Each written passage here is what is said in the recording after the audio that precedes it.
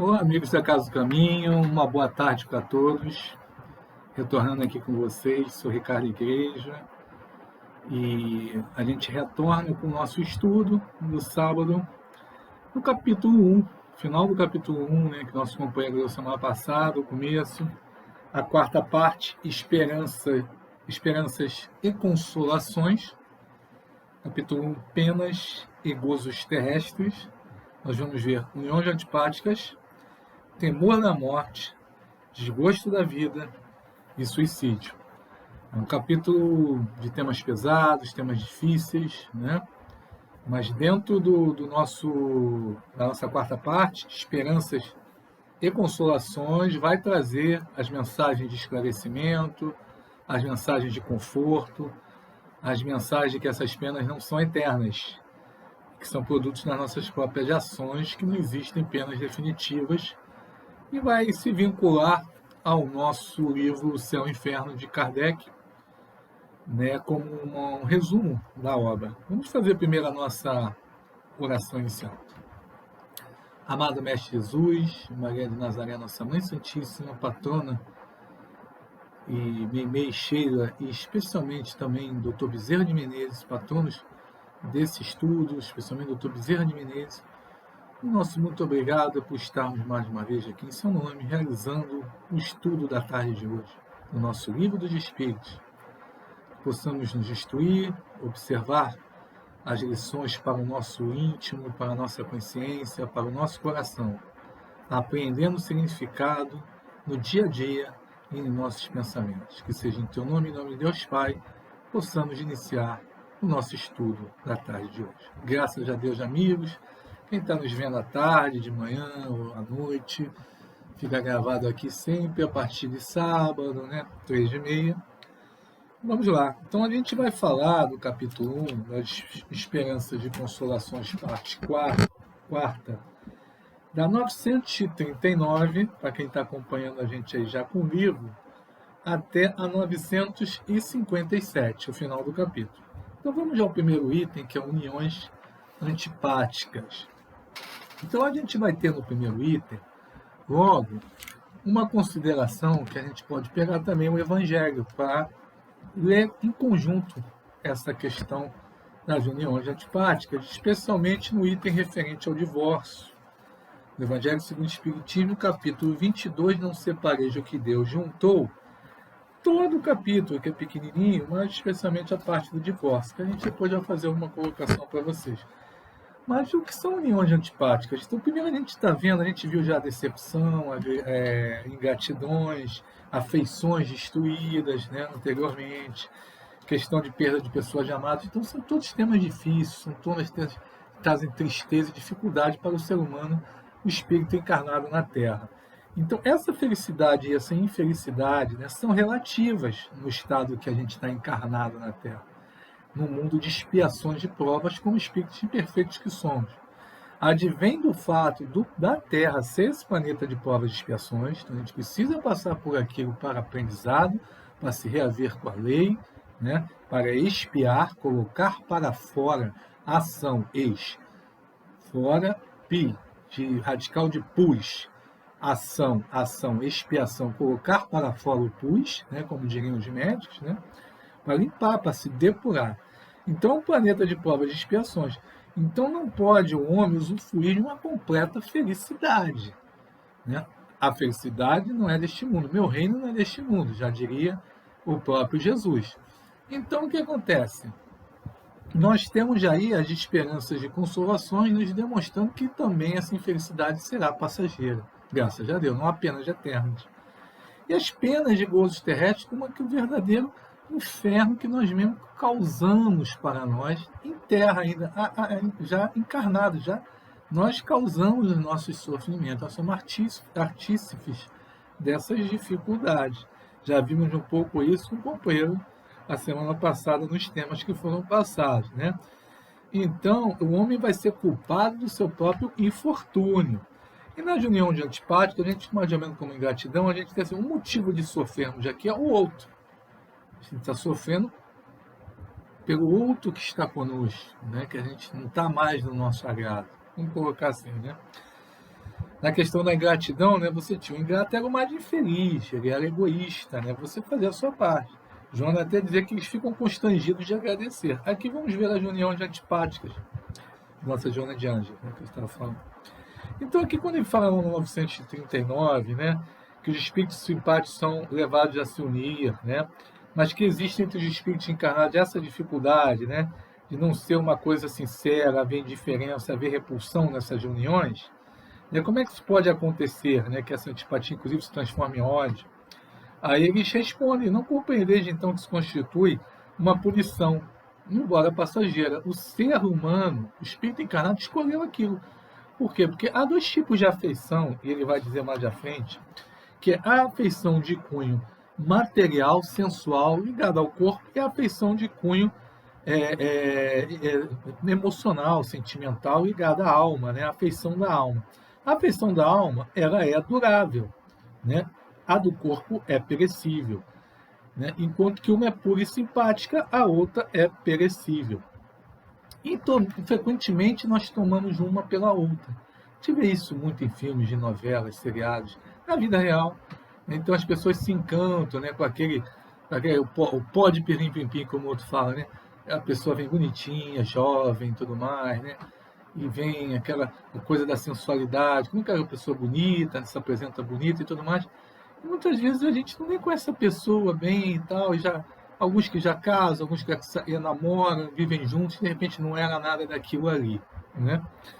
E muitas relações, desde antes, né, da Idade Média e para cá, até a questão dos nobres, né, eram relacionamentos acordados, né, de casamentos, para que as pessoas, o próprio nosso Dom Pedro II, nosso Dom Pedro I, tem essa situação, né, a gente vê até no Brasil, Pátria do Mundo, né, Coração do Mundo, Pátria do Evangelho, que tem essa questão, né, a dificuldade, né, da imperatriz, né, em relação ao imperador, porque tinham ali a relação de poder, de necessidade de se casarem, mas não havia o amor verdadeiro, tanto que acabam tendo relacionamentos paralelos, né? E o encantamento material, né, que traz para a gente essa dificuldade, a gente confunde às vezes um pelo outro. Então não basta a gente estar apaixonado, né? Aquilo tem que ser uma coisa real, uma coisa duradoura, uma coisa que diz respeito à afinidade de almas também, né? De espíritos, né? A afeição da alma mais pura e simpática e mais duradoura.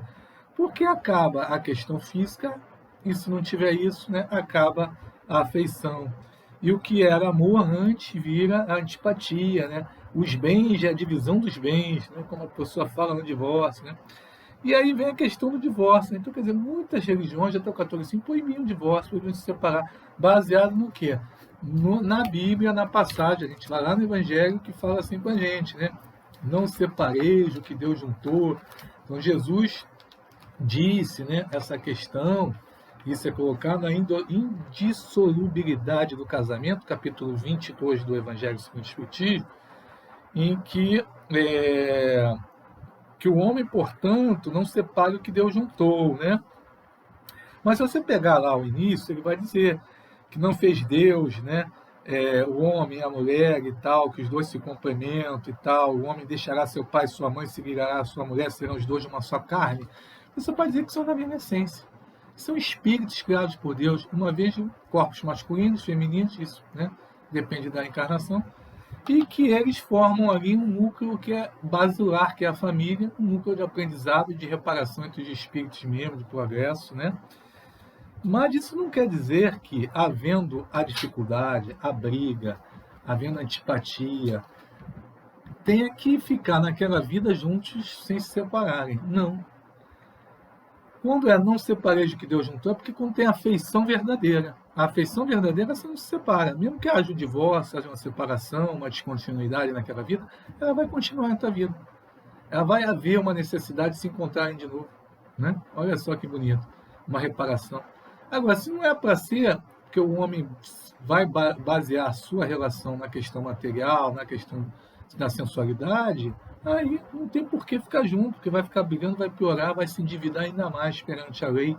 E isso o nosso Chico fala no Pinga Fogo, na questão do divórcio, quando ele é perguntado lá nos anos 70, foi 73, programa da TV Tupi, sobre o divórcio, ele disse que sim, que o Espiritismo não tinha nada contra nos países que aprovavam o divórcio, o Brasil ainda não aprovava, e só depois de 77 foi aprovar, porque não é da lei de Deus você fazer, porque botar duas criaturas juntas brigando, né? Se é para elas ficarem juntas, em outra encarnação vão vir juntas de novo, pai, filho, irmão, irmã, o que for. Mas o Chico fala isso, porque se o banco dá a moratória, ele fala lá no programa, né, para o ser humano, o consumidor, pagar sua dívida, né? Por que não Deus não vai dar a moratória? De separar naquela vida, depois quando precisar se encontrar, vai se encontrar de novo em outra situação, em outro estado de ânimo, né? Então pode comprometer toda uma existência, essa situação de indissolubilidade que algumas religiões colocam com base na letra fria da Bíblia, da lei, né, divina, né, assim, por assim dizer. Então, se vossas leis estão erradas, elas são mudadas, diz aqui a 940, pois julgas que Deus te constranja, né, a permanecer com aqueles que te desagradam? Deus não constrange a gente a fazer isso. Além disso, nessas reuniões, frequentemente procurais mais a satisfação do vosso orgulho e da vossa ambição, que a felicidade de uma afeição mútua. Experimentai, então, a consequência dos vossos preconceitos. E sempre haverá uma vítima inocente, né, que representa para ela uma dura expiação. Isso aqui é na sua pergunta A. Mas nós temos a consolação e a fé na vida futura, que aquelas causas desaparecerão, não são penas eternas, né? Então a gente vê lá o divórcio, item 5 que fala assim no Evangelho. O divórcio é uma lei humana que tem por objetivo separar legalmente o que está separado de fato. Já está separado de fato. Não é contrário à lei de Deus, pois apenas reforma o que os homens fizeram. Isso é aplicável nos casos em que a lei divina não foi levada em consideração. Porque já chegou num ponto que não tem como, ali não tem afeição nenhuma. Se fosse contrário à lei divina, a própria igreja seria forçada a considerar como prevaricadores aqueles dos seus chefes, que, usando da sua autoridade em nome da religião, têm imposto o divórcio em várias circunstâncias. Aliás, dupla prevaricação, porque teria em vista unicamente interesses temporais, e não para satisfazer a lei do amor. Então, sobre as uniões antipáticas, eu acho que é o que a gente poderia falar um pouquinho aqui, porque a gente tem temas ainda mais difíceis, mais complicados, mas não é, claro, um tema de se jogar fora. Uniões antipáticas são temas difíceis para todos em algum momento da vida, né? Então vamos lá. E agora, mais ainda, a questão da pandemia, as pessoas estão em casa, né? Estão tendo que se resguardar, né? A gente ainda precisa se resguardar, mesmo com a vacinação dupla e tal. E a gente está convivendo mais um com o outro, aprendendo, né? Os casais novos, então, né? A conhecer mais o outro. Então vamos realmente basear nossas relações no afeto, né? No amor verdadeiro, nas considerações de alma, né? E vamos ter mais tolerância um para com o outro. Mas se chega a um ponto que a dificuldade é grande, nós temos que realmente recorrer à lei material e com aconselhamento e a necessidade, né? Então vamos lá. O temor da morte, a 941. No temor da morte, né, a gente vai ter considerações difíceis para a gente que é espírita, né? A gente fica, o espírita não teme a morte. A gente vai às vezes num velório e tal, você é espírita, você é muito frio. Não existe isso, né? Ainda mais quando acontece na nossa família, então, né, às vezes a gente agora, com o momento de pandemia, tem tanta dificuldade a gente vê, né, todos esses falecimentos, esse desencarne, você sabendo que está tudo dentro de uma lei também. Mas o temor da morte é uma coisa natural ao ser encarnado. E por quê? Vamos ver. O temor da morte é para muitas pessoas uma causa de perplexidade, porque se a gente estuda aqui que a vida, né, do espírito ela é imortal, ele nunca perece, né? De onde se origina? E visto que tem diante de seu futuro? Olha, são dois fatores. O primeiro que vão responder vem do instinto de conservação. A gente já estudou a lei de conservação na parte das leis morais, parte terceira. Então, o ser precisa conservar, o espírito precisa conservar a sua vida na matéria para fazer cumprir o seu planejamento reencarnatório, passar pelas provas e expiações necessárias para fazer a sua evolução, prosseguir na lei do progresso. Então, precisa da saúde para se conservar útil, para se ocupar, para trabalhar, para a reprodução, para a família, a sociedade, todas as leis que já sabemos, tudo aquilo que precisa para se melhorar como espírito encarnado nesse mundo nosso de expiações de provas. E o outro motivo são os próprios dogmas enraigados em nós, até por atavismos do espírito. O que é isso? O atavismo, o espírito carrega aquilo, né? um atavismo, né?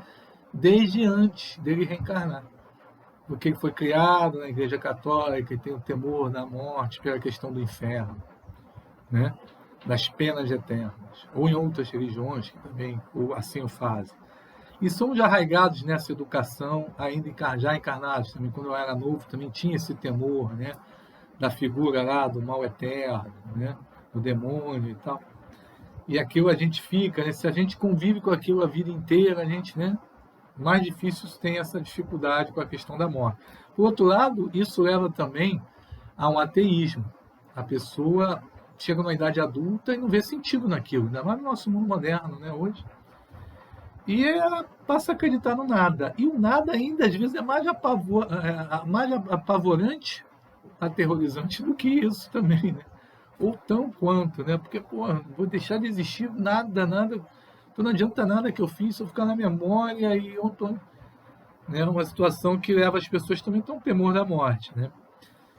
Não sabem o que vai acontecer, não sabem o que esperam. Nós até estudamos isso agora no encontro de carnaval desse ano, que preparamos de ano passado para esse ano. Esse ano estudamos a questão, né, do desencarne, né, do retorno à vida espiritual, da vida corporal à vida espiritual, né, em que nós fizemos Estou de Volta para Casa Outra Vez, né, e que tínhamos a perturbação, se estudava essa questão desse temor também no começo, né, em alguns centros de interesse, relacionado até essa questão do desconhecimento, e que não se estuda muito, né, essa questão, né.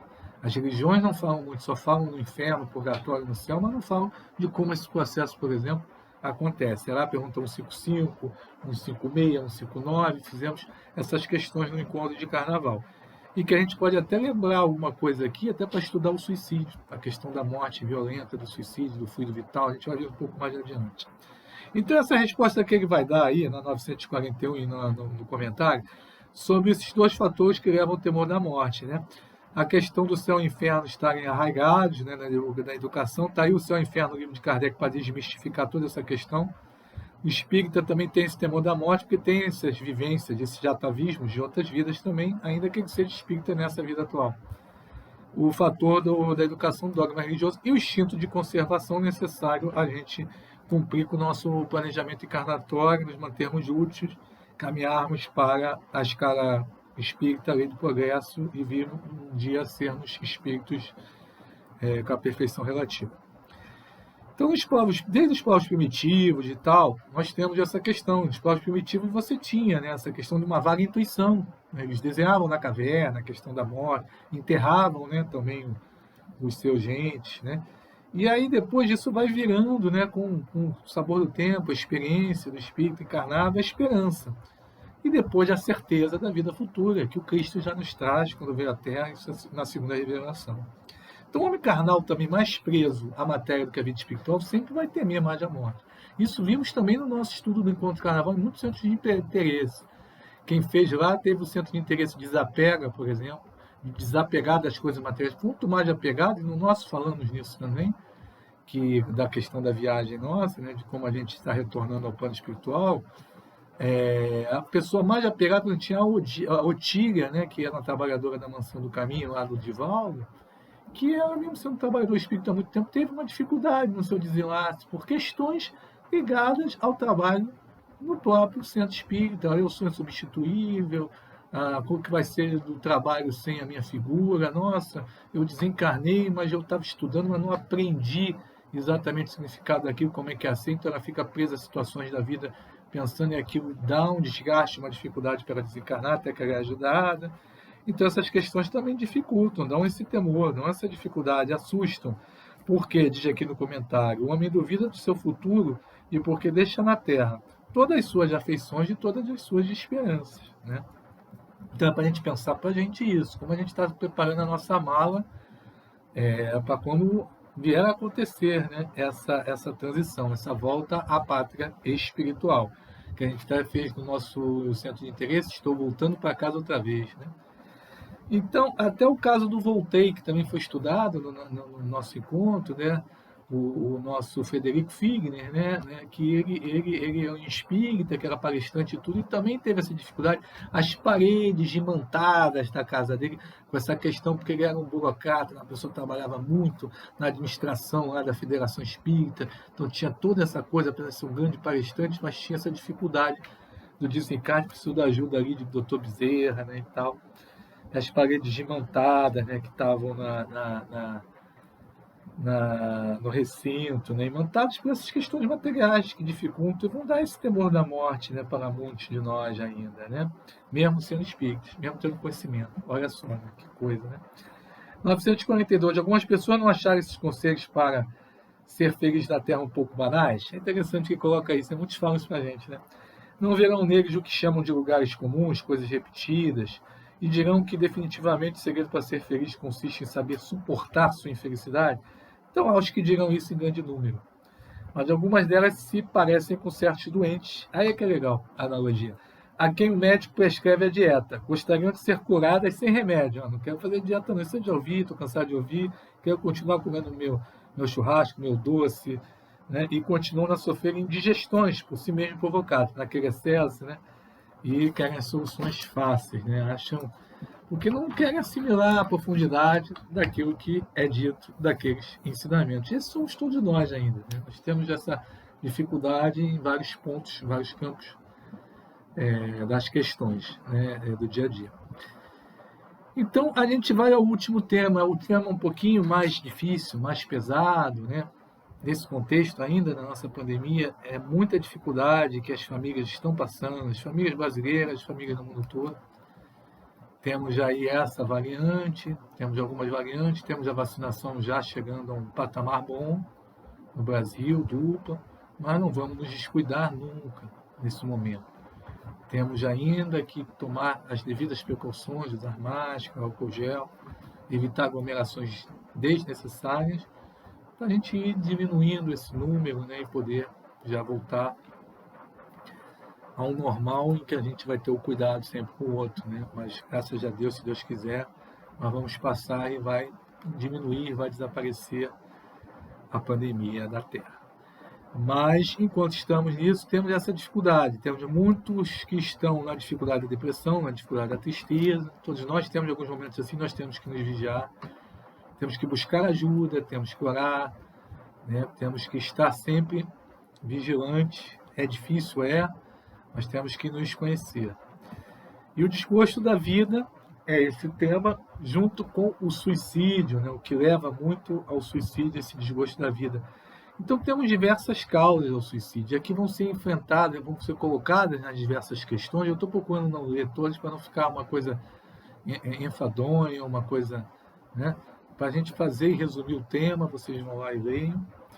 E as causas, eles vão dizer, né? Os espíritos, desgostos da vida, depressões, insucessos amorosos e financeiros. Então, olha a questão material vindo aqui para a gente, sucessos amorosos e financeiros, sabendo nós que nós temos as relações amorosas numa vida, né? Não há as almas gêmeas, nós não somos ligados eternamente a uma pessoa, já estudamos isso também, nós temos nossas afeições.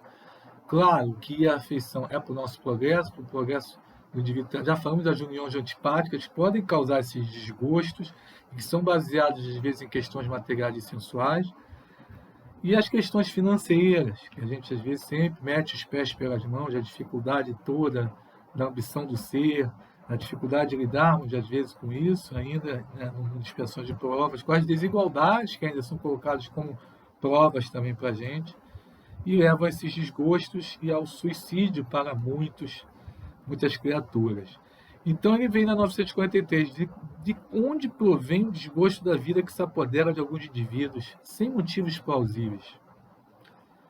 Efeito da ociosidade, da falta de fé e, frequentemente, da saciedade. Então, olha só o que ele fala, efeito da ociosidade, da falta de fé, frequentemente da saciedade. Então a gente lembra o seguinte, para a gente ser feliz na Terra, e é uma felicidade relativa, já falamos aqui, precisamos do quê? Posse no necessário, fé na vida futura, né? E a consciência tranquila. posse necessária é a questão material. Na parte moral, a fé na vida futura e a consciência tranquila. Deitar no travesseiro, sabemos que fizemos tudo certo, que não magoamos ninguém, que estamos no caminho certo. E muitas vezes a gente não estuda, a gente não trabalha no bem, aí a gente cai na ociosidade. A gente agora na pandemia está com essa dificuldade. Né? Muitos de nós estamos de casa, assistimos o culto, assistimos o estudo, né? Mas a falta daquela presença física, né? No centro, às vezes traz aquela dificuldade, não está trabalhando. Então vamos nos manter ocupados, então vamos assistir as palestras, vamos estudar, vamos procurar ajudar o irmão, a pessoa que mora com a gente, e de alguma forma, né, a gente sair da ociosidade. A falta de fé, o que a gente acha que a gente não pode ter mais estudando, mas muitas vezes pode acontecer, vacilar nossa fé às vezes. Então vamos orar, vamos estudar mais. E a saciedade. A saciedade já é algo que a gente não tem mais, né? Até deu uma risada, porque o ser humano, ainda, no mesmo espírito, estudando, nós cometemos excessos, né? Já dizia até o compositor popular, né? Eu gosto muito de rock, né? No rock tem muitos exemplos de saciedade. Acho que na música em geral, música popular, música pop hoje em dia, né? O cara fica famoso, ganha dinheiro, tudo mais. E tinha aquele cantor, tem aquele cantor, né, do Rolling Stones, o Mick Jagger, que ele compôs, né, com o guitarrista, aquela música Satisfaction. E ele mesmo diz, I can't get no satisfaction, né? But I try. Então, eu não consigo satisfação, ele diz que não consegue satisfação em tudo que ele está fazendo, nas coisas materiais, e estou tentando. Porque a matéria chega uma hora que não sacia. Você se esgota daquilo, você compra, você acumula bens, você vai desfrutar de vários prazeres, mas se você não cultivar os bens do espírito, né, você não estudar, você não ajudar o outro, você não trabalhar os sentimentos, isso aí vira uma dificuldade. Isso traz essa dificuldade também do desgosto da vida e do suicídio, mesmo para aquele que muito tem. Né? Para aquele que exerce suas faculdades com um fim útil, ele vai até dizer, de acordo com as suas aptidões naturais, olha aí, muitas vezes o nosso desgosto vem de também desvirtuar nossa vocação, nossa aptidão natural. O trabalho nada tem diário, a vida passa muito rapidamente, suporta todas as vicissitudes. Lembra da 132, suportar as vicissitudes que cabem, né? Suportar a nossa parte na obra da criação, o objetivo da encarnação, né? Com tanto mais paciência e resignação, porque age tendo em vista uma felicidade mais sólida, a do espírito, e mais durável. Então, aí o homem tem direito de dispor da sua própria vida? Diz para nós a lei divina que não. Então, daí porque as consequências funestas e difíceis para o suicida. Aí na nossa Ivone, com seu livro Memórias de um Suicida, foi uma dificuldade para trazer esse livro. Né? Um livro já que é difícil, é pesado. Naquela época tinha como tem um pouco, todas as religiões, outras têm a dificuldade com o suicida. Não se pode fazer oração para o suicida não pode ser enterrado, determinado. Isso já vem mudando um pouco, mas nós espíritas sabemos muito bem que é um espírito que está em provas e expiações, que caiu numa dificuldade grande, é uma punição difícil para ele próprio, mas ele tenha a oportunidade de reparar com a lei de reencarnar. Então, sim, cabe a gente pensar no bem, a gente orar por esses irmãos também, né? Tem até os cultos especiais, as peças especiais aí aos suicidas. E ela revelou toda essa sorte de questões nesse livro, né? O que foi uma dificuldade para ela trazer, porque ela, inclusive, no próprio meio espírita, foi repreendida por trazer, mas conseguiu depois trazer, né? Então, o homem tem... Não, só Deus tem esse direito, porque nós temos um planejamento reencarnatório para dar certo. Nós mesmos temos nossos patrocinadores da nossa reencarnação, que são nossos amigos espirituais, nossos anjos da guarda, as leis divinas, a justiça divina, a nossa consciência íntima, porque nós trabalhamos juntos, né? Pedimos às vezes aquilo que precisamos, né? Para na nova vida nós termos ali que reparar. E a gente tem esse planejamento. Se a gente vai abreviar aquilo que a gente, né, foi planejado para a gente ajudou também a pedir, como é que fica? Então, realmente, o suicídio acaba sendo uma dificuldade para todo aquele progresso e evolução do espírito. Então, o suicídio voluntário de 1944 é uma transgressão desta lei, voluntário, veja bem. Então, vão haver nuances também ao longo das perguntas, os espíritos colocar a intenção, vamos colocar as situações, né? E o suicídio não é sempre voluntário. Olha como Kardec vê pela resposta, já faz a pergunta. O louco que se mata não sabe o que faz. Olha, o louco não tem como, né? Então você não tem ali uma mesma punição, entre aspas, uma mesma dificuldade, uma consequência que o suicídio voluntário. E o suicídio acaba sendo o quê? Você quer se livrar do problema e acaba não se livrando. Então você vai ter um desapontamento, um descontentamento. Daí já a punição. O que pensar do suicídio que tem como causa o desgosto da vida? Que a gente já trabalhou no começo da fala, nossa fala, né? Insensatos. Então você tem o suicida insensato, né? O que está desgostoso da vida, e aquilo realmente é uma insensatez, porque entrou na questão da saciedade, ou entrou na questão do desgosto financeiro, amoroso, ociosidade, como ele coloca aqui em 1943. Por que não trabalhava? Ele é duro, né, nessa questão. A existência não lhes teria sido tão pesada. Então a gente se mantém ocupado. Ele dá a fórmula. O Espiritismo está esclarecendo para a gente. Mas ele não está repelindo, afastando, dizendo, olha, eles não são dignos de oração. Não é isso. Não é isso. Há um esclarecimento aqui sobre a situação. E diante de cada questão de suicídio. Aí ele fala que pensar, por exemplo, na 946, do suicídio que tem como objetivo escapar das misérias e decepções deste mundo. Vai explorando esses temas, né? Aí ele diz, olha, pobres espíritos que não têm a coragem da fé, né, de suportar as misérias da existência. Diferente daqueles que, bem-aventurados, ele, pobre espírito, são dignos também de nossa oração, mas pobres espíritos que não são os bem-aventurados do Sermão da Montanha, aqueles que sofrem, porque esses sim escolheram sofrer, sabem que precisam sofrer, né, a passar por aquela prova, aquela tribulação, aquela expiação, e suportam com fé, com resiliência e paciência. Aqui é o contrário, aqui a pessoa dá cabo de sua vida porque não consegue escapar dessa situação de misérias e decepções. E ele diz para a gente, ele explica aqui, as tribulações da vida são provas ou expiações. Felizes os que suportam sem murmurar, bem-aventurados os que sofrem, pois serão recompensados por isso, né? Então, ele vai continuando, né, o nosso tema e diz, e aqueles que tenham conduzido o infeliz a esse ato de desespero, sofrerão as consequências? Olha, obviamente, basta ir na lei material. Obviamente que sim. A gente vai ver no Código Penal o crime de induzimento, né, de indução ao suicídio. Né? E você intuir, você ajudar alguém materialmente ou mesmo você está prestando aquele apoio ali, vai lá e se suicida. Então as redes sociais têm até essa questão, né? Até em crime cibernético já sendo trabalhada essa questão também. Né? Então, pobre deles, pois responderão por isso com um assassinato. Né? Então, a gente tem essa questão sendo trabalhada nas diversas perguntas aqui. A 947, por exemplo, vai falar que o homem que luta contra a necessidade e que se deixa morrer de desespero pode ser considerado como um suicida? É um suicida, ele diz.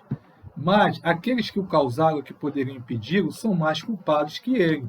Pobre dele, principalmente se seu desespero nasce do orgulho. Quero dizer, se for desses homens com que o orgulho paralisa os recursos da inteligência. Então aqui ele faz uma questão que é assim, o homem se paralisa os seus recursos da inteligência, né?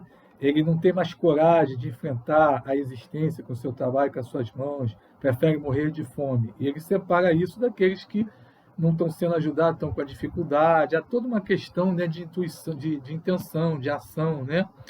E que poderiam fazer uso da sua inteligência, mas não saem do atoleiro, por exemplo. Existe também, sacrificar a sua vida à consideração desse mundo é uma coisa estúpida, pois gera nenhuma importância dá nisso, ele fala no final. Então, não haverá 100 vezes mais grandeza e dignidade em lutar contra a adversidade e afrontar a crítica de um mundo fútil e egoísta? Então, é interessante. Deixa eu só carregar aqui nossa câmera, para não cair, tá, gente? Desculpa, que eu vi aqui ia cair a nossa bateria. Então, já encaminhando para o final, né, a gente vê o homem se afastando da lei. A gente sabe que o homem é infeliz, né? A gente tem até essa passagem, né? Que se afastar da lei fica infeliz. E o ser feliz é ter a posse do necessário, como falamos antes, consciência tranquila e a fé na vida futura. Ao contrário do materialista, que tem a cobiça, a inveja, o que leva ao vazio também, a saciedade, que falamos que é uma dessas causas também do suicídio. Então tem aqui a 948. O suicídio tem por objetivo escapar da vergonha de uma ação má. Olha só. É tão provável quanto aquele que é causado pelo desespero. Então o cara já fez uma ação má. Uma ação má. E recai no suicídio, né? Então é uma dupla falta, né? Ele diz pra gente. Ele não vai pagar a falta. Ele vai até estar mais comprometido aí, ao contrário. Em vez de uma, haverá duas faltas. Os espíritos respondem pra gente, né? Deus julga conforme a causa. Então, vai ser sempre conforme a causa, a intenção, né? E haverá as atenuantes. E por algumas vezes, né, pode ocorrer diminuir seus rigores. Quando se teve a coragem de fazer o mal, é preciso ter de sofrer as consequências. Aí ele vai na 949. Suicídio será desculpável quando tenha por objetivo impedir que a vergonha recaia sobre filhos de família? Olha, o que assim age não faz bem, mas já acredita que o faz, então tem a intenção aí. E isso Deus leva em conta. Pois é uma expiação que ele mesmo já se impõe. Né? Olha aí a dificuldade. Né? Então nós estamos vendo que nós somos levados, algumas vezes pela ociosidade, pela saciedade, pela ignorância. Olha a questão da ignorância aí até nisso, né? A gente estava falando da má ação, ou daquele que quer esconder uma vergonha sobre os filhos ou sobre a família, é uma questão também de ignorância. A falta de fé, né? A essa situação. Aí no comentário diz, aquele que tira a própria vida para escapar a vergonha de uma ação má, prova que valoriza mais a estima dos homens que a de Deus. Então, também está essa questão do orgulho também. Que pensar daquele que tira a sua vida, 950, na esperança de chegar mais depressa a uma vida melhor? Nossa, essa daí é mais difícil ainda, né? Outra loucura, o Espírito responde. Que faça o bem, estará mais seguro que a ela chegar. Senão ele está retardando a entrada no mundo espiritual, né? E ele vai ter que concluir aquela vida que cessou, que ele interrompeu por equívoco, né? Então a gente até vê nos casos de André Luiz, muito dessas questões, o espírito suicida ter que retornar e ter às vezes que vir, né? Uma vida ali que teria que completar, né? Aquela formação dele, né? O perispírito às vezes tem até abortos espontâneos, né? Espontâneos, que são para o espírito se reenergizar, né, o perispírito dele se solidificar de novo, porque fica até uma situação muito complicada, né, dependendo do tipo da morte violenta do suicídio. E então tem que completar aquela encarnação, tem que completar aquela vida interrompida. 951. O sacrifício da própria vida não é algumas vezes meritório? Quando tem por objetivo salvar o de outrem, ou ser útil aos seus semelhantes, aí já é uma outra questão, isso é sublime, conforme a intenção. Olha aí de novo, conforme a intenção. Conforme a intenção, está ajudando mesmo ou está se sacrificando pelo outro? E aí não constitui um suicídio esse sacrifício. Então está na guerra, está numa situação, né, lá violenta, difícil, de risco à vida, nossa. Mas Deus se opõe a um sacrifício inútil e não pode vê-lo com bons olhos se é manchado pelo orgulho. Um sacrifício só é meritório pelo desinteresse. Então, vem Kardec também comenta com a gente, todo sacrifício feito às custas da sua própria felicidade é um ato soberanamente meritório aos olhos de Deus.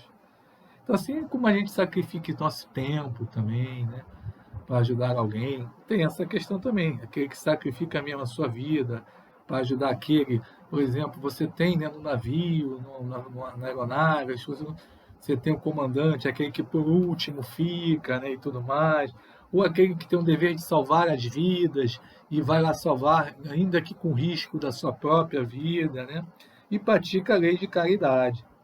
952. O homem que perece vítima de abuso de paixões, que sabiam que deviam apressar o seu fim, mas que não tinha mais poder de resistir, ele comete um suicídio? Questão dos vícios, né? É um suicídio moral. Aí a gente lembra até do André Luiz, que ele médico, com todo o conhecimento que tinha das questões difíceis, das doenças, ele tinha os vícios da matéria, né? Na alimentação, na bebida, não me lembro também se no cigarro. e então leva ele a ir a ser tido como um suicida, né? Lá no umbral, a ser acusado, né, de ser um suicida. Eles falam, não morri, não me suicidei, só que aquele suicídio indireto, moral, né? Em que aí é duplamente culpado, a nele falta de coragem, bestialidade, o esquecimento de Deus. A gente ele sabe daquilo e não teve nem a consciência, ou teve e deixou para lá. É mais ou menos culpado aquele que tira a sua vida por desespero, ele é mais culpado, porque tem tempo de refletir aquele que o faz simultaneamente, né? E há algumas vezes uma espécie de desvario que se assemelha à loucura. O outro será mais punido. Então, aquele que pensa será mais punido que aquele que no desvario, né? Pois as penas são sempre proporcionais, então tudo sempre proporcional à consciência que se tem das faltas cometidas. Aí na 953 ele vai falar aqui da morte voluntária, daquele que veja a morte como um fim inevitável, a famosa eutanásia, né? E alguns países até, né, da Europa tem a morte chamada morte digna, o direito à morte digna, né? Até vi um filme sobre isso uma vez, acho que era Mar Adentro o nome do filme, com Javier Bardem, né? Em que ele luta, um espanhol, um caso verdadeiro, que ele luta pelo direito à morte digna, estando na cama, estando paraplégico, mas vivendo numa situação muito difícil, né, obviamente, mas ainda gozando das amizades, da família, do conforto no lar, de ajuda até de muitos amigos, de uma enfermeira, que eu me lembro que aparece no filme, e que tenta demovê-lo dessa ideia. E muitos têm essa questão, né? Outros já em estado terminal, coma e tal. Então, ele responde para a gente: somos sempre culpados por não esperar o termo fixado por Deus. Além disso, estaremos bem certos de que, apesar das aparências, esse termo tenha chegado e de que não poderemos receber um socorro inesperado no último momento. A gente não sabe nada, né? Aquilo a gente pode, de repente, no último momento, nos últimos aquilo ser revertido no seu nosso termo. E a gente tem que passar por aquilo que é um aprendizado, é uma coisa que a gente precisa passar. Então a gente vê até alguns, já estudamos até no encontro passado, a história do Cavalcante, o Obreiros da Vida Eterna, André Luiz, né? Que já com ele ocorre assim, já não é isso, ocorre um médico ministrar a chamada injeção compassiva, que é aí por erro, e dá já a ele, mesmo que por erro, cessando, interrompendo, né, aquela situação, ele já passa por uma dificuldade, né, de se desligar-se, né, já vindo sendo ajudado até por André Luiz, o padre Hipólito, aqui, ó, a Casa Transitória de Fabiano, estou até lendo aqui Jerônimo também, os mentores, né, tentam desatá-lo, e ele era um espírito muito abnegado, valoroso, mas virtuoso católico romano, né, e tinha situações já de dificuldade com os parentes, né, de prendê-lo também nesse desligamento. Mas aí, mesmo assim, ocorre essa injeção compassiva, né, por assim dizer, e apático, sonolento, desmemoriado, tem que ter maiores cuidados para se desprender, se veiculam anestésicos de dose alta para afastá-lo, né, daquela situação, afetando o corpo perispirítico como se fosse choque elétrico. Então, você vê que mesmo na situação como é diferente daquele que opta, né, realmente pela morte digna, entre aspas, né, pela eutanásia. Concebe-se que, nas circunstâncias comuns, o suicídio seja condenável, mas supomos o caso que a morte é inevitável, em que a vida só é abreviada em alguns instantes. É sempre uma falta de resignação, ele insiste, é sempre uma falta de resignação, de submissão à vontade do Criador. Tá? E, finalmente, a gente está se caminhando aqui, uma imprudência que compromete a vida sem necessidade é condenável? Não há culpabilidade quando não há intenção, então depende da causa. E ele, no final, também, na 955, vai falar da situação de mulheres que voluntariamente, né, que se queimam junto aos corpos do marido, por costumes de alguns países, de culturas, né? Aquela época, hoje deve haver algumas tribos, alguns países que ainda o façam, obedecem a um preconceito que vai desaparecer com a civilização, né? E, frequentemente, o fazem mais por força do que por sua própria vontade. E a questão daqueles que não suportam a perda de pessoas que lhes são caras, também na 956, aí vocês dão uma olhadinha lá também. Em geral, também no 957, as consequências do suicídio relativamente ao estado de espírito, quais são? Aí aqui vai haver um resumo, no 957. Vamos ler para a gente terminar. As consequências do suicídio são muito diversas, não há penas fixas em todos os casos. São sempre relativas às causas que o produziram. Mas existe uma consequência a qual o suicida não pode escapar. A gente já falou e já adiantou antes. O desapontamento. De resto, a sorte não é a mesma para todos, depende das circunstâncias. Alguns espiam suas faltas imediatamente, outros numa nova existência que será pior do que aquela cujo curso interrompeu. Então tem que recomeçar, né? Então, fato comum, ninguém morre, há um desapontamento, ninguém vai solucionar os problemas da vida com isso. Mas não há regra fixa, né? Depende, são diversas causas de suicídio, diversas intenções, e o comentário de Kardec vai esmiuçar isso. A questão do prolongamento da perturbação espiritual vai ocorrer, são as causas funestas, né? Com o suicida, com o desligamento, já estudamos isso no nosso encontro desse ano também de Carnaval, que é a persistência dos laços que unem ao corpo, né? O fluido vital, né? E aí os efeitos da decomposição vão se fazer sentir, né? Mais danosos, atrasando a evolução do indivíduo, né? Então, o espiritismo vem como um antídoto contra o suicídio, mostrando a realidade dos fatos, esclarecendo, ainda que dolorosa e difícil, mostrando também a necessidade de mais prece pela situação dos nossos irmãos nessa dificuldade, o aconselhamento para ninguém cair nisso, né? Nessa dificuldade, estando encarnado. Mas a ideia, né, aqui é importante a gente frisar, da eternidade das penas deve ser sempre combatida, por ser uma blasfêmia sobre a justiça e a bondade de Deus. Ninguém vai ficar eternamente condenado. O suicídio é condenado, não tem que orar, não tem que enterrar, vai para o fogo do inferno. Não, isso espírita não tem como artigo de conhecimento, de fé, que assim seja. E nós sabemos que estamos nos esclarecendo diante dessa doutrina para abandonar esses pensamentos. Então, vamos fazer a nossa prece para terminarmos o nosso estudo. Amado Mestre Jesus, amigos espirituais, Dr. Herman, Dr. Bezerra, nosso muito obrigado por estarmos mais uma vez aqui em seu nome, estudando o nosso Livro dos Espíritos, desejando a todos que possamos ter sido intuídos aqui nessas perguntas e respostas, um tema tão difícil, temas tão difíceis, para que possamos aprender o verdadeiro significado e a essência para as nossas vidas e o nosso dia a dia. Nesse momento ainda tão conturbado, de dificuldades, desgostos para muitos, desencarnes, né? E que possamos estar alimentados de fé, de trabalho útil, de ocupação e de coragem, de persistência e resiliência, para possamos progredirmos em espírito, possamos progredirmos em amor, em sentimento, em conhecimento. Que seja em teu nome, em nome de Deus Pai, graças a Deus. Obrigado, amigos. Até a próxima. Um abraço, tchau.